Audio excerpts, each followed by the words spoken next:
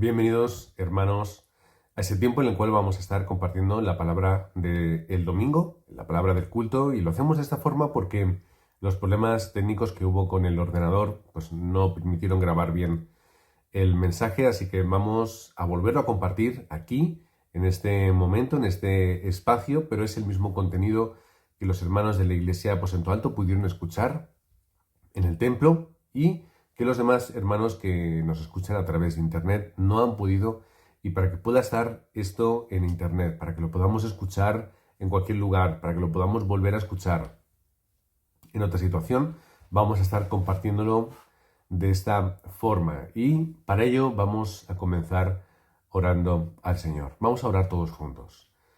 Padre, te queremos agradecer que nos des la oportunidad de no solamente darte culto el domingo, ayer, sino que hoy también podamos darte culto, de que hoy podamos volver a compartir la palabra y de que esta palabra no se haya quedado en un lugar, en un tiempo, sino que se pueda volver a compartir, se pueda volver a escuchar y que permanezca para que cualquiera que tenga sed de escuchar tu mensaje lo pueda hacer.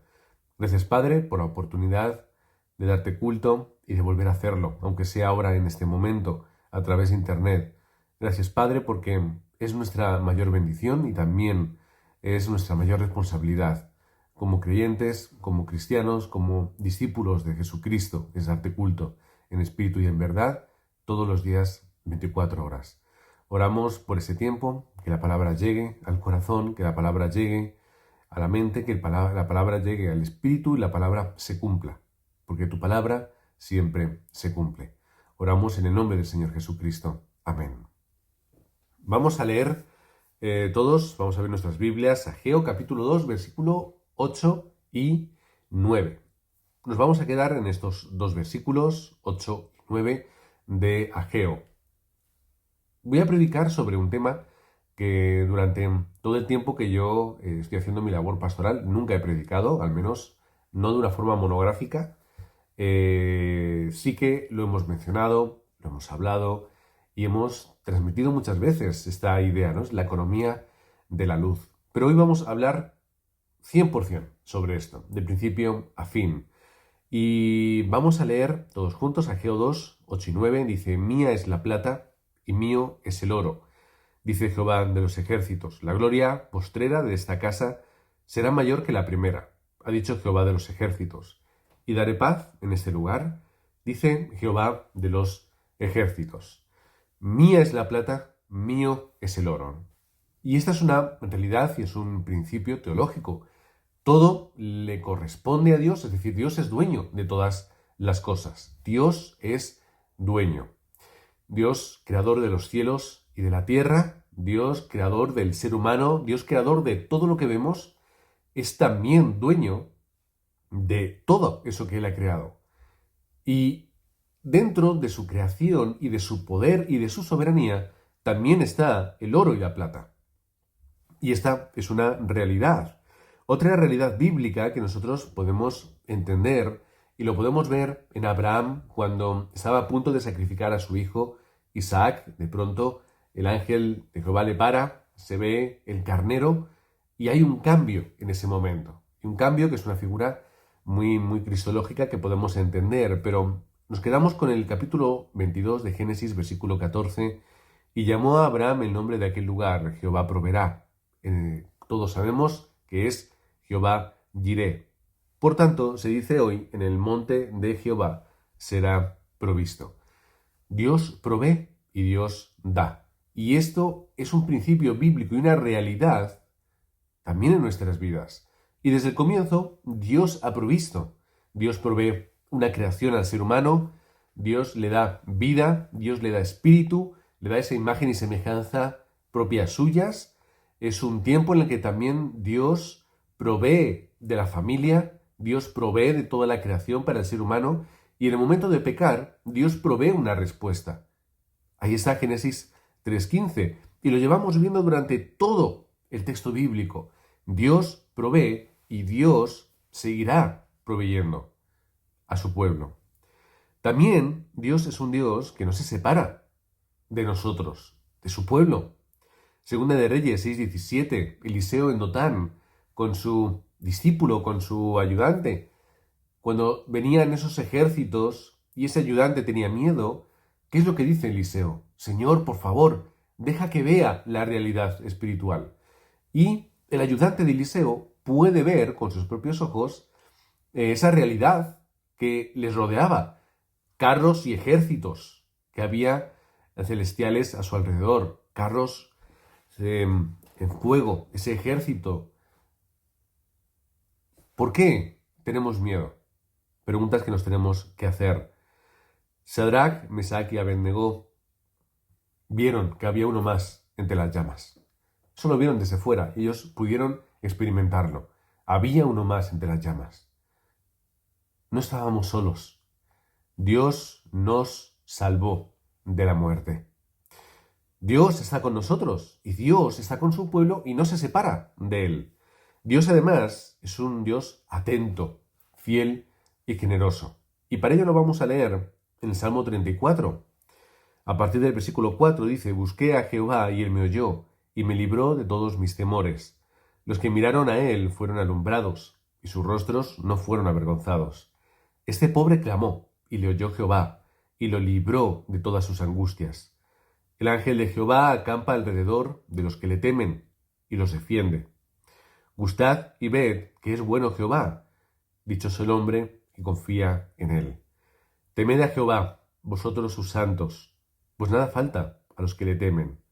Los leoncillos necesitan y tienen hambre, pero los que buscan a Jehová no tendrán falta de ningún bien. En este salmo engloba todo. Dios, poderoso creador de todas las cosas, Dios que provee, Dios que está con su pueblo, con sus hijos, Dios que es atento, fiel, sensible a nosotros y generoso. Como dice el texto, Él acampa, el ángel de Jehová acampa alrededor de los que le temen y los defiende. Con Jehová, con el Señor, nada necesitaremos nunca. Vamos a entrar ya en el mensaje. Punto número 1. Vamos a leer y vamos a comprender y a estudiar un poquito qué es el diezmo. Vamos a entender qué es el diezmo a raíz de las Escrituras. En primer lugar, dentro de este primer punto, vamos a ver lo que es el diezmo en el Antiguo Testamento. ¿Qué era el diezmo? Pues el diezmo es la décima parte. Es así de fácil y así de sencillo. El diezmo, es la décima parte. Y cuando se está levantando, se está instaurando esa ley de Moisés, Dios reclama la décima parte de lo que se siembra y se recoge, de la tierra. También reclama la décima parte del ganado que hay, entre otras pequeñas cosas. Pero básicamente era esto, la décima parte de lo que el pueblo tenía y recibía de la tierra y de la creación propia de Dios, como es lo que se recoge, de lo que se siembra y de los animales y del ganado. También, en segundo lugar, estamos hablando de que ese 10% de eso que se recolectaba tenía una finalidad. ¿Cuál es la finalidad? Para el levita, para los levitas. ¿Quiénes eran los levitas? Eran la tribu a la cual Dios había consagrado para dedicar su vida al templo, al tabernáculo, al sistema de sacrificios y al culto a Dios. Esa tribu no tenía derechos sobre la tierra, es decir, no tenía tierra, no tenía posesiones, y recibían ese 10%. ¿Para qué también se utilizaba esa décima parte? Para el templo, el tabernáculo, los sacrificios, etc. Incluso también cada 3 años se hacía esa recolección para los necesitados, las viudas, los huérfanos, extranjeros, y este era el sistema. Ahora, se entiende de dos formas, ¿vale? Una de dos formas tiene que ser la correcta, no sabemos muy bien cuál es. Es 10 levitas más 10 templo más 10 cada 3 años, es decir, 3,3 para los necesitados, o en el 10% anual entran todos. Bueno, no es importante discutir sobre esto. Al final, incluso se habla de más sacrificios, se habla de ofrendas voluntarias, es decir, de una forma u otra, El 10% era lo mínimo, sobre lo cual hay que sumar más cosas que darle al Señor. A fin de cuentas, Dios exige más de ese 10%. Nosotros, como muchos estarán pensando, nos dirán, oye, pero pastor, es que no estamos en el Antiguo Testamento, eso ya pasó.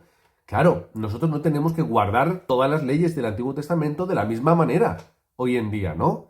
Ya no practicamos las leyes ceremoniales porque Jesucristo ya hizo el último sacrificio, ¿no? Y ya no tenemos que guardar esas leyes civiles, como por ejemplo el jubileo y demás, porque el pueblo de Dios ya no es una nación. Somos gente de muchas naciones, de muchos orígenes, pero tenemos que comprender los principios espirituales y bíblicos que están en el Antiguo Testamento, o están en aquel momento en la ley de Moisés, y que además se repiten en el Nuevo Testamento. Por ejemplo, 1 Corintios 16, 1 y 2.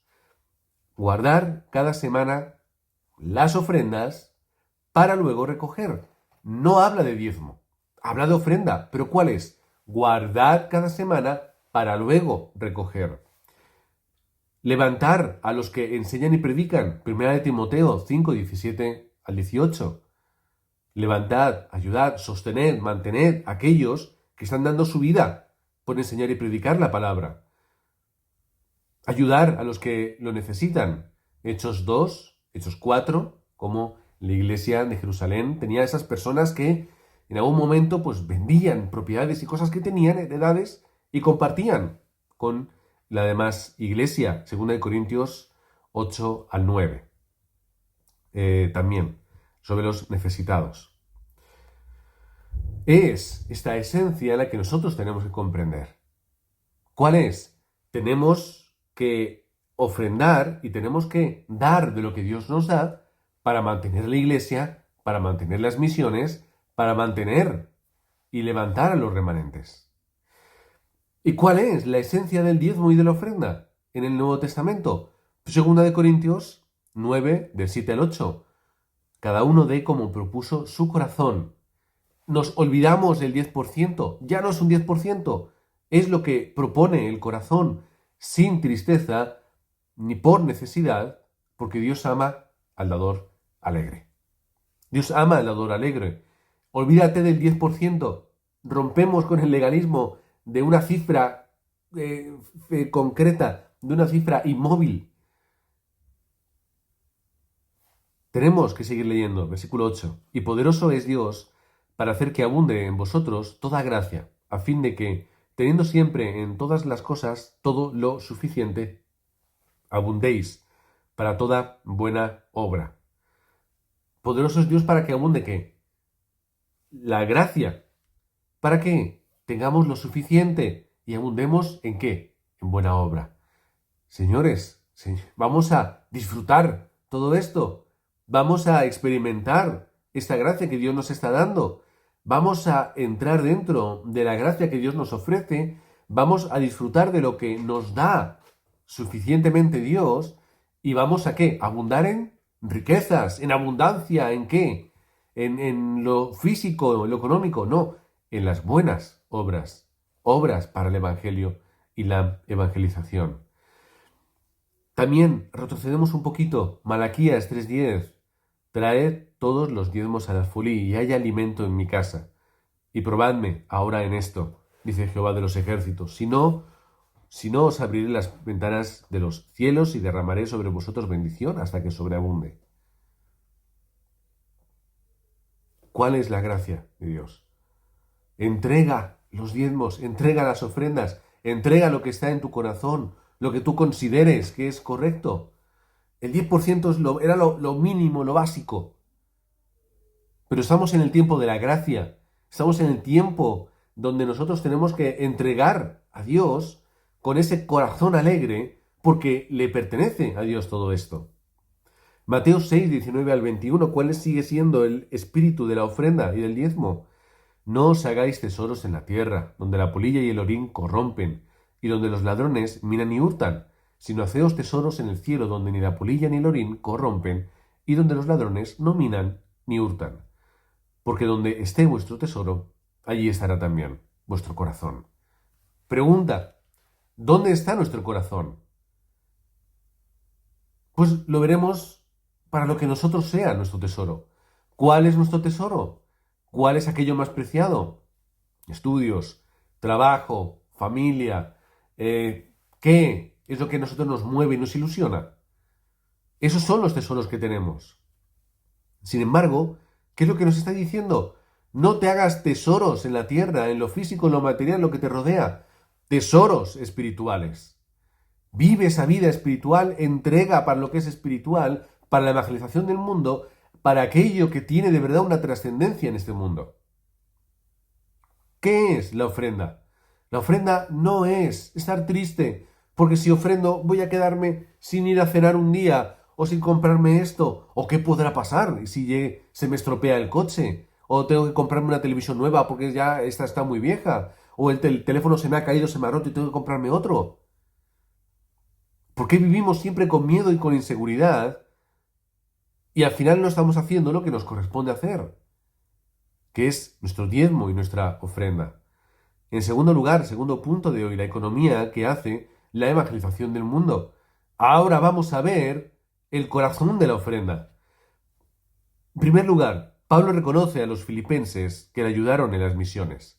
Filipenses 4, versículo 15 dice: y sabéis también vosotros, oh filipenses, que al principio de la predicación del Evangelio, cuando partí de Macedonia, ninguna iglesia participó conmigo en razón de dar y recibir, sino vosotros solos. Pues aún a Tesalónica me enviasteis una y otra vez para mis necesidades. Haciendo la evangelización del mundo se encontraba Pablo. ¿Qué hacen los filipenses? Ven, predícanos el Evangelio, ayúdanos, vamos a levantar la iglesia aquí, en esta ciudad. Y los filipenses ayudan, aportan, levantan la evangelización del mundo. Va Pablo a Tesalónica, ¿qué hacen? Siguen ofrendando, siguen colaborando, siguen haciendo esa labor. Porque no era la labor de los de Tesalónica, era la evangelización del mundo. Y como ellos lo entendían de una forma global, ofrendaban y seguían ayudando a Pablo, aunque ya no estaban en su propio campo.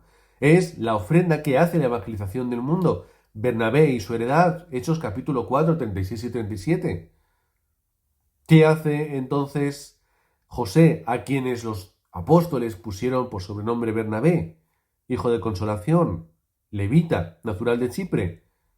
Vende la heredad, toma el precio y lo pone a los pies de los apóstoles para la iglesia, para la evangelización del mundo, para levantar a los remanentes, para lo que sea necesario.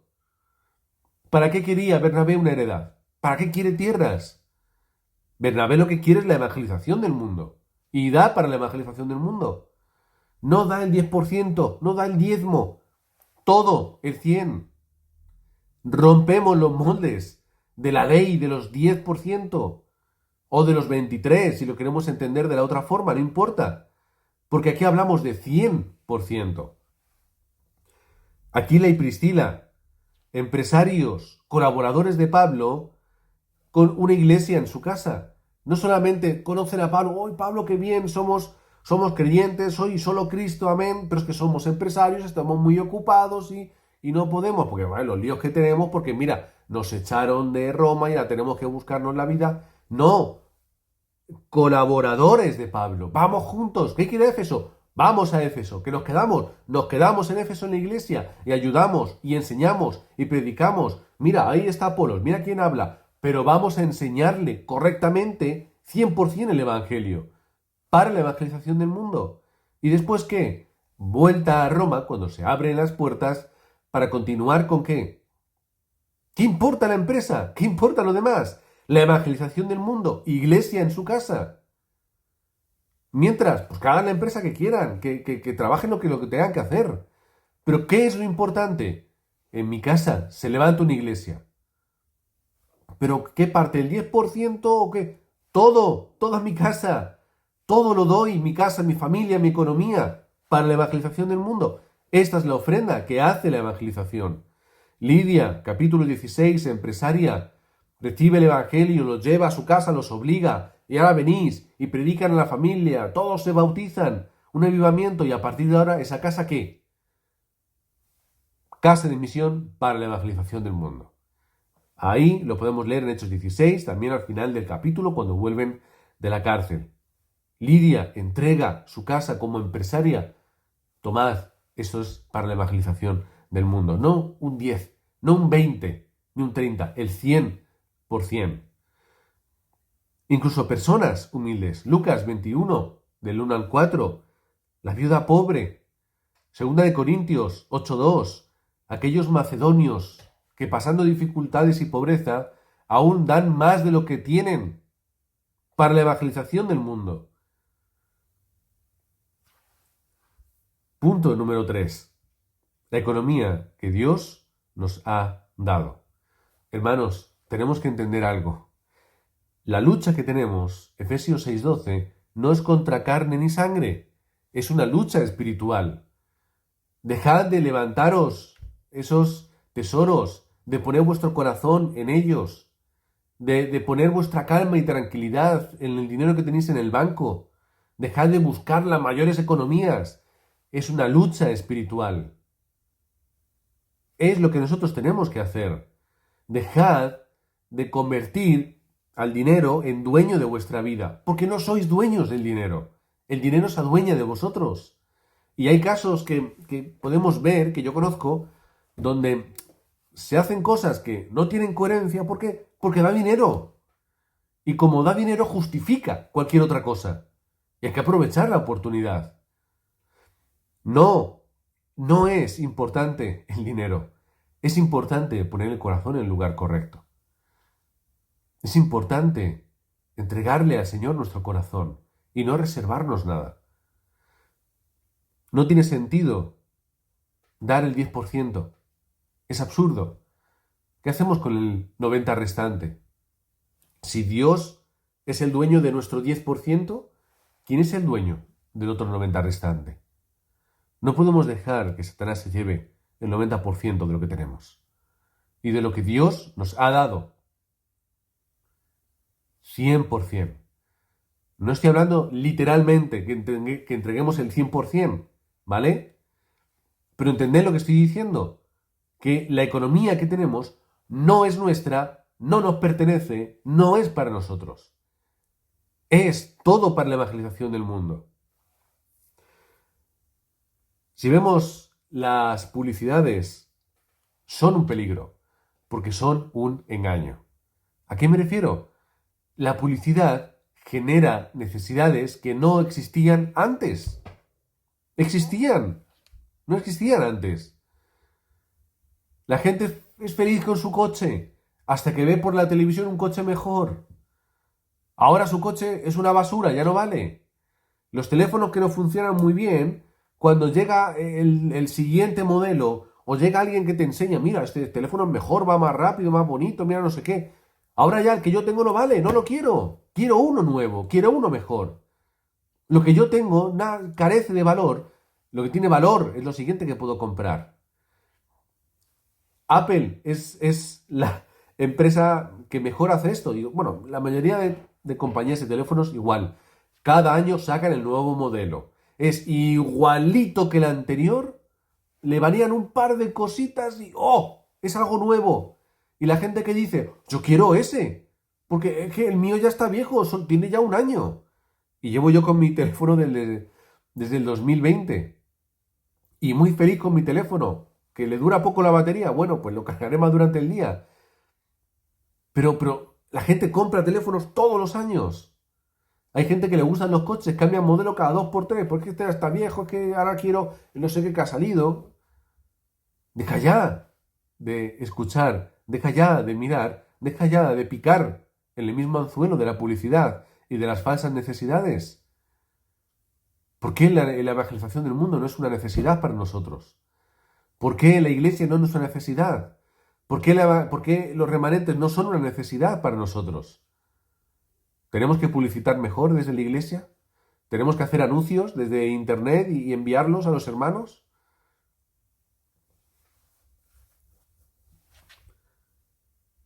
Dios, Ageo, otra vez, es el dueño del oro y de la plata.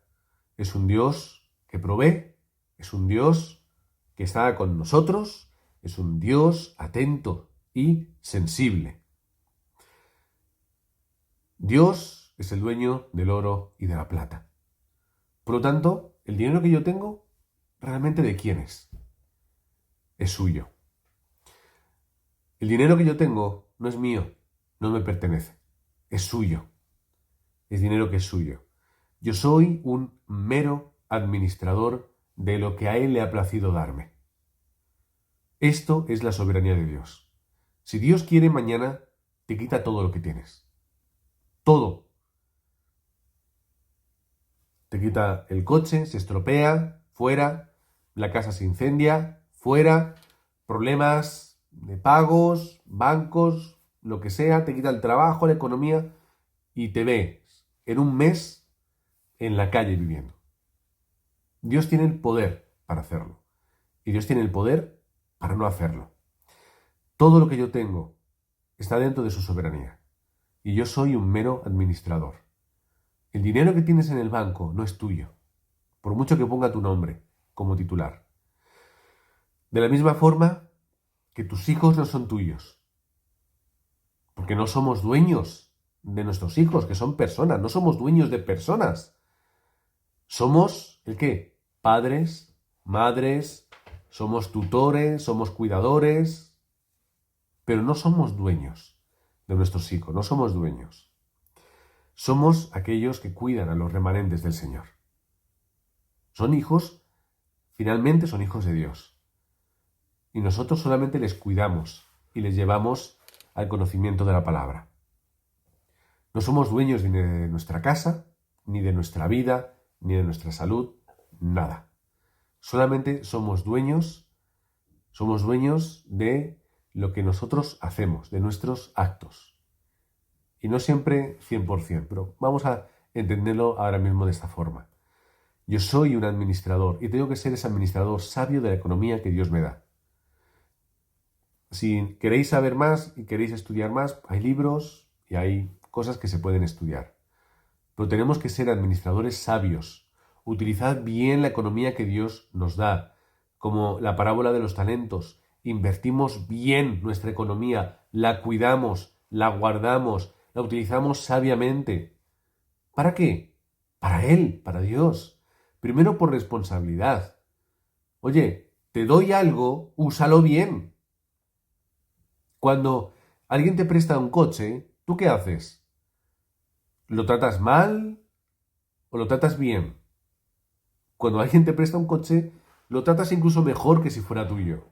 Cuando alguien te da a sus hijos para cuidarlos, ¿qué haces? Los tratas con un cuidado y un cariño más que los tuyos. De hecho, hay veces en los que los niños dicen a los papás, oye papá, ¿por qué tratas mejor al primito o tratas mejor al vecino o al otro niño de la iglesia mejor que a mí? Claro, porque los niños están acostumbrados a que se les regañe, se les diga, pero con otros hijos no haces. No eres borde, no eres duro, no eres seco. Se cae algo en la mesa y a tu hijo a lo mejor te enfadas y ¡qué torpe eres! Pero como venga un invitado a casa y tire el vasito, ¡ay, lo siento, cariño, venga, cuidado, no te mojes, venga, que lo limpiamos, no pasa nada! No es nuestro dinero. No es nuestro dinero. No somos, los hombres y las mujeres, no somos proveedores. Somos provistos por Dios. Aquí la imagen del hombre trabaja y provee a la familia no provees de nada. Dios es el que provee. Somos personas provistas. Y el discípulo también es aquel que usa correctamente lo que Dios le ha dado. Un buen discípulo usa correctamente lo que Dios le da. Entre otras cosas, la economía. Aquila y Priscila dieron incluso su vida por la evangelización del mundo. Romanos 16:4.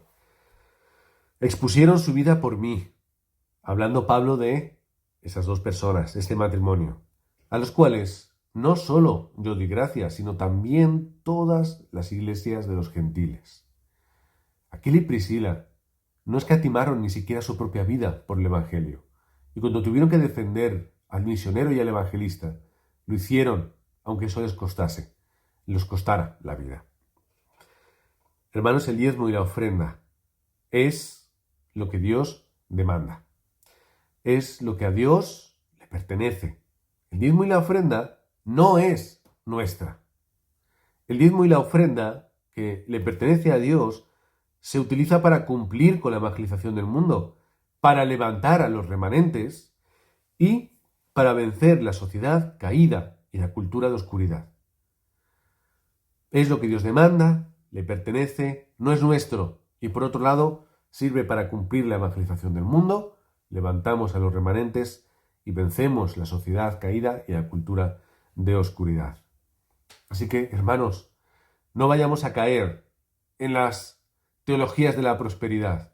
No penséis que por ofrendar más Dios os va a hacer ricos, porque el propósito de Dios no es que tú seas rico, es que tú seas un discípulo del Evangelio. A Dios no le importa el dinero que tengamos, a Dios le importa que entreguemos nuestro corazón. No penséis que por vaciar vuestra cartera y vaciarla en el alfolí, Dios va a dar mucho más de lo que tenéis. Dios es fiel, Dios estará con vosotros, Dios responderá, Dios os dará la economía y la necesidad, os la va a suplir, pero no penséis en riquezas, porque Dios no es un Dios que regala riquezas. Dios no es un Dios que regala casas grandes. Dios no es un Dios que te sume ceros a tu cuenta bancaria. Dios es un Dios que ya te ha dado la mayor respuesta del mundo, que es sacarte de la ley, del pecado y de la muerte. Y esa es la mayor riqueza que hay. Que Dios, aun siendo tú muerto en delitos y pecados, a través de la obra de Jesucristo te ha sacado de ahí y te ha reconciliado a través de Jesucristo. Hermano, eres millonario. Es que no tienes que vivir con miedo, ni con inseguridad, ni con temor. Es que tienes toda la esperanza, toda la paz y la seguridad del mundo. Eres multimillonario. Ni siquiera los multimillonarios viven en paz, porque no saben qué pasará con la empresa. Y si llega el banco, y si llega algo y me lo roban. Y si ahora resulta que si la mujer o el hombre que se está acercando a mí será por mi dinero, ¿me querrá quitar el dinero? Viven siempre con miedo. Pero nosotros, en lo mucho o en lo poco, como dice el apóstol Pablo, estamos enseñados. En todo nos contentamos. Todo lo podemos en Cristo que nos fortalece. Esta es nuestra riqueza. Que Dios, aun siendo nosotros poco sabios, poco capaces y poderosos, 1 Corintios capítulo 1, ¿qué nos hace? Nos hace ser esos discípulos que conquistan el mundo espiritualmente. Y nosotros, preocupados por el dinero. Dios nos ha dado todo, y ya estamos en la conclusión, entrégale todo. Dios nos ha dado la identidad en Cristo, no manches tu identidad. Dios nos ha dado una autoridad, un poder, no lo menosprecies y utilízalo para lo correcto. Dios nos ha dado todo lo que tenemos. Cumple, entrega y prueba al Señor. Hay en la iglesia personas que pueden testificar que en el momento en el que ellos han entendido, han cambiado su corazón y han dado lo que le pertenece a Dios, ha cambiado su vida. Yo los veo y no van en Mercedes y no viven en mansiones, pero espiritualmente son personas que están fuertes y están férreas. Quizá algún día esas personas quieran dar su testimonio delante de la iglesia. ¿Pero qué es lo importante? Entrega lo que a Dios le corresponde, empezando por tu corazón, tu tiempo, tu vida, todo lo que tienes. Para terminar, último punto. Estudiando un poco para prepararme el mensaje. Esos datos que hemos hablado, ese estudio bíblico y leyendo a un autor, a Wayne Grudem, en su libro Ética Cristiana, creo que capítulo 38 hacia el final, él habla y es como autor que ha escrito muchos libros, algunos de los que hay por aquí son suyos, si no me equivoco, algunos de esos, ¿no? Por ahí están. Él todos los años recibe de las editoriales su parte de las ventas ¿no? Su porcentaje de las ventas de los libros. Ya os digo yo que los escritores se llevan menos de lo que pensáis, de los libros que escriben.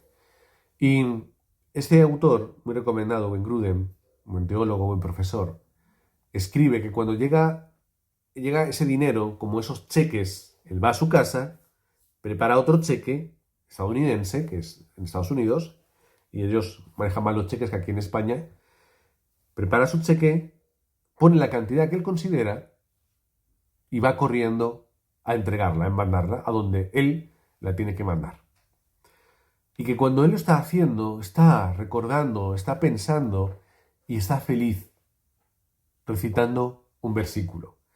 Deuteronomio 26:13. Una parte de ese versículo dice: y dirás delante de Jehová tu Dios, he sacado lo consagrado de mi casa. Estamos hablando de los diezmos y de las ofrendas. ¿Qué quiere decir? Lo consagrado, lo guardado, lo apartado para Dios, ya lo saco de mi casa, porque no es mío. No es mío. ¿Lo consagrado qué es? Lo separado para el servicio y el culto al Señor. Se consagraba a los primogénitos, también los primogénitos de los animales. Se guardaba y se consagraba, como dice el texto, Abraham, nación consagrada al Señor. La tribu de Leví era una tribu consagrada para el culto y el sacrificio y la vida espiritual del pueblo. Lo hemos explicado antes. Ana consagra a su hijo Samuel al Señor. Los diezmos y las primicias de lo recolectado, incluso de lo recogido en batalla, era lo consagrado a Dios, lo apartado.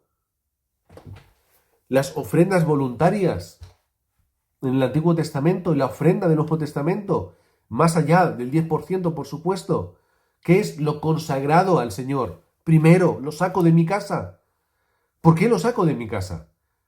Porque si hay algo en tu casa que no es tuyo, y tú lo sabes, y te lo quedas, eso se llama robar. Cuando Dios me da, y yo en vez de dar lo que le pertenece, me lo guardo para mí, eso es robar. Y hermanos, nosotros no somos ladrones. Nosotros tenemos que ser discípulos del Evangelio. Haced lo que consideréis que tenéis que hacer. Haced un planning. Por ejemplo, yo quiero ofrendar tanto, e id a ofrendar tanto. Tenemos ejemplos y charlas que hemos recibido sobre esto. Haced una domiciliación bancaria todos los meses. Quiero que el día tanto del mes, quiero ofrendar tanto. Punto. Que se encargue el banco, ¿no? Ya, para evitar mis torpezas, para evitar mis cosas. Haced lo que tengáis que hacer. Me da igual. Pero sacad de vuestra casa lo que es de Dios. Sacad de vuestra casa lo que a Dios le pertenece. No os quedéis con lo que es de Dios. Porque ahí está la bendición del Señor. Primera de Pedro 2:9. Mas vosotros sois linaje escogido, real sacerdocio, nación santa, pueblo adquirido por Dios, para que anunciéis las virtudes de aquel que os llamó de las tinieblas a su luz admirable. Vamos a repetir el versículo con otra palabra. Vosotros sois linaje consagrado. Somos real sacerdocio, nación consagrada, pueblo consagrado por Dios. ¿Para qué? Para Él y para su propósito. No para vosotros. Es todo para Dios. Para anunciar el Evangelio, para anunciar la luz de Cristo. Así que, hermanos, os bendigo en el nombre del Señor, para que seáis esos discípulos y ese pueblo que ofrenda y que diezma al Señor. No digo que me deis a mí nada. Esas tonterías no entran aquí. ¿Qué es lo importante? Dale al Señor tu vida. Entrégale tu hogar, entrégale tu familia, tu tiempo, tu esfuerzo, y entrégale esas primicias, esa ofrenda voluntaria y lo que esté en tu corazón para la evangelización del mundo. Y como nosotros tenemos que entender, tu iglesia, sea cual sea, tiene que ser el lugar donde tú entregues lo mejor de ti, no lo que sobra. Y yo agradezco cuando vienen personas y dicen, mira, pastor, tengo esto en mi casa y venga, pues lo voy a traer aquí porque voy a cambiar. Oye, pues gracias por haber pensado en la iglesia. más que en otras cosas, o en vender, o en regalar. Gracias. Y de verdad que son cosas útiles. Pero a veces lo que ocurre que es, me sobran cosas, las llevo a la iglesia. Uy, tengo esto viejo, pues lo llevo para allá. No, porque ya algo servirá. La iglesia tiene que ser el lugar donde la gente quiera ir a recibir respuesta espiritual. Os bendigo en el nombre de Cristo, para que podamos ser esos discípulos y esos obreros que entregan lo mejor al Señor y lo dan todo por la evangelización del mundo. Y ya sabéis, repetid este versículo todas las semanas, cuando vayáis a la iglesia, cuando llevéis vuestra ofrenda. Ya he sacado de mi hogar lo consagrado al Señor. Señor Padre, porque nosotros consagramos lo más importante de nuestra vida, nuestro corazón, y con ello va nuestro tiempo, nuestro esfuerzo, con ello va, Señor, también nuestra economía, porque es todo tuyo y es todo para ti. Señor, tenemos que hacer la evangelización del mundo, tenemos que cambiar esta cultura y esta sociedad, tenemos que levantar a los remanentes. Señor, utiliza lo que tenemos, lo que tú ya nos has dado, lo que tú por tu generosidad nos has entregado ya. Gracias, Padre, por la economía que tenemos, gracias, Padre, porque tenemos lo que necesitamos y en ello nos contentamos, pero no nos conformamos. Queremos entregártelo todo. Queremos hacer la evangelización del mundo y hacer de la Iglesia Aposento Alto esa iglesia representativa que puede cumplir con tu plan de las 237 naciones. Oramos, Padre, en el nombre del Señor Jesucristo. Amén y amén.